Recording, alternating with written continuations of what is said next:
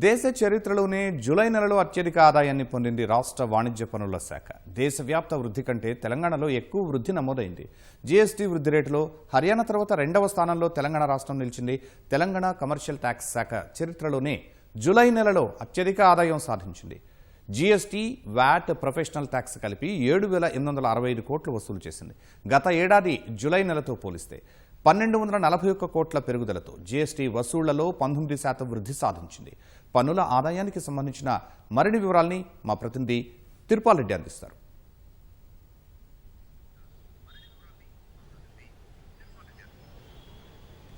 Sharma, GST ఇండియాలో GST వచ్చినప్పటి నుంచి తీసుకుంటే కూడా 2017 జూలై 1వ తేదీ నుంచి జిఎస్టీ అమలులోకి వచ్చింది. అయితే అన్ని దాదాపు 17 రకాల ట్యాక్సులను జిఎస్టీలో కలిపి ఒకే దేశం ఒకే పన్ను అనే నినాదంతో తీసుకొచ్చారు. అయితే రాష్ట్రాలన్నీ కూడా చాలా వరకు కూడా తమ ఆదాయం పూర్తిగా పడిపోతుంది, ఇబ్బందులు వస్తాయని చెప్పేసి ఎప్పుడైతే గగ్గోలు పెట్టాయో దానికోసం ఒక లిక్కరు, పెట్రోల్కు సంబంధించి రెండింటికి సంబంధించి పూర్తిగా వ్యాట్ పరిధిలో నుంచి మిగిలిన అన్నింటినీ కూడా జిఎస్టీ పరిధిలోకి తీసుకొచ్చారు.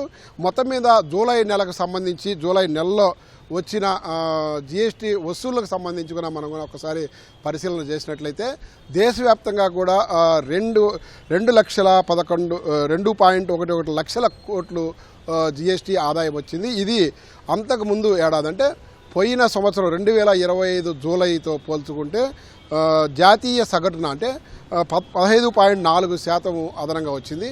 అదేవిధంగా మనకు రాష్ట్రాలను కూడా తీసుకున్నట్లయితే కూడా తెలంగాణ రాష్ట్రము హర్యానా తర్వాత రెండో రాష్ట్రంగా ఉన్నది.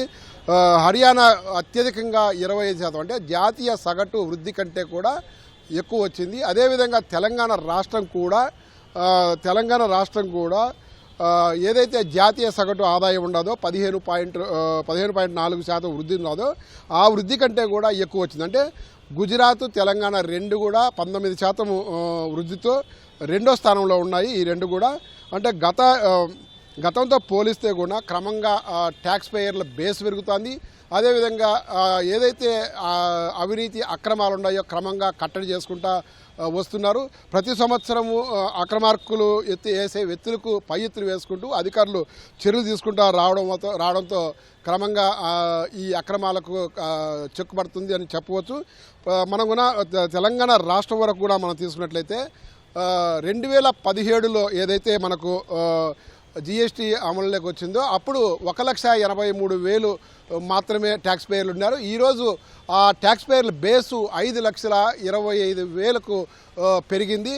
అదేవిధంగా ట్యాక్స్ కూడా క్రమంగా పెరుగుతూ వస్తుంది. జూలై నెలకు సంబంధించి కూడా మనకు కూడా చూసినట్లయితే కూడా 2026 జూలైలో అంటే చరిత్రలో గతంలో ఎప్పుడూ లేనంత ఎక్కువగా ఈ సంవత్సరం జూలైలో అత్యధికంగా వచ్చిందని చెప్పవచ్చును. ప్రధానంగా మనకు జిఎస్టీతో పాటు వ్యాటు, అదేవిధంగా ప్రొఫెషనల్ ట్యాక్స్ అన్నీ కలిపితే కూడా 7,865 కోట్లు వచ్చింది. ఇది గతంతో పోలిస్తే 1,241 కోట్లు అదనంగా చెప్పవచ్చును. అదేవిధంగా జిఎస్టీ ఒక్కటి మాత్రమే తీసుకున్నట్లయితే పోయిన సంవత్సరము జూలైలో 3,635 కోట్లు రాగా ఈసారి 4,452 కోట్లు వచ్చింది. అంటే 22% అదనంగా వచ్చింది. అంటే 814 కోట్లు అదనంగా వచ్చింది. మొత్తం మీద జిఎస్టీ సంబంధించి భారీగా పెరుగుదల నమోదు చేసిందని చెప్పవచ్చు. అయితే తెలంగాణలో ఇంత భారీ ఎత్తున ఈ జిఎస్టీ పెరుగుదలకు ప్రధానంగా ఏదైతే ఫేక్ జిఎస్టీ ఉన్నాయో ఆ ఫేక్ జిఎస్టీని కట్టడి చేసేదానికి చర్యలు తీసుకోవడము, అదేవిధంగా ఐటీసీ అంటే ఏది రిజిస్ట్రేషన్ చేసుకొని వ్యాపార లావాదేవీలు జరపకుండానే కాగితాల మీద వ్యాపార లావాదేవీలు చూపించి ప్రభుత్వ సొమ్మును కాజేసే అక్రమార్కులను కట్టడి చేసే కార్యక్రమం చేపట్టారు. ఆ కార్యక్రమం చేపట్టడం వల్లే పెద్ద ఎత్తున ఈ జిఎస్టీ పెరుగుదల నమోదని చెప్పి అధికారులు అంచనా వేస్తున్నారు. అదేవిధంగా ఇప్పటికీ కూడా చాలా డివిజన్లలో నకిలీ నోటీసులు జారీ చేసి వ్యాపారులకు జారీ చేసి ఆ నోటీసులు అందిన వెంటనే సెటిల్ చేసుకొని ఆ నోటీసులు కూడా విత్డ్రా చేసుకుంటున్నారు. ఈ విధంగా జిఎస్టీకి సంబంధించి ఇంకా కొంత అక్రమార్కులు ఉన్నారు. ఆ అక్రమార్కులను కూడా కట్టడి చేసినట్లయితే మరింత పెరిగే అవకాశం ఉండదని చెప్పేసి కూడా అధికారులు చెప్తున్నారు. జీఎస్టీ పెరుగుదల మరింత పెరిగే అవకాశం కనిపిస్తోంది. ఈ అక్రమార్కులు భర్తం పట్టేదానికి రాష్ట్ర ప్రభుత్వము కఠిన చర్యలు తీసుకుంటోంది. ఇప్పటికే ముఖ్యమంత్రి డిప్యూటీ సీఎం ఇద్దరు కూడా రాష్ట్ర ఆదాయం పెంచేదానికి పెద్ద ఎత్తున చర్యలు తీసుకున్నారు. ఆ చర్యల్లో భాగంగానే అక్రమార్కులను కట్టడి చేసేదానికి రిజిస్ట్రేషన్ దగ్గర నుంచి మొత్తం కూడా వాళ్ళ మీద నిఘా పెట్టి ఎక్కడికక్కడ ఎన్ఫోర్స్మెంట్ చేసి వాళ్ళను కట్టడి చేసే కార్యక్రమాలు చేపట్టారు. Over to studio.